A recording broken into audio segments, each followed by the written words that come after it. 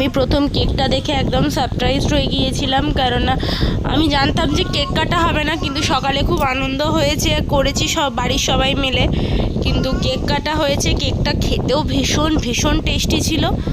তো আমার জাস্ট সব কিছু নিয়ে ভালোই লেগেছে। রাত 12টার সময় আমার সারপ্রাইজ দিচ্ছে কেকটা এনে, তো খুবই ভালো লেগেছে।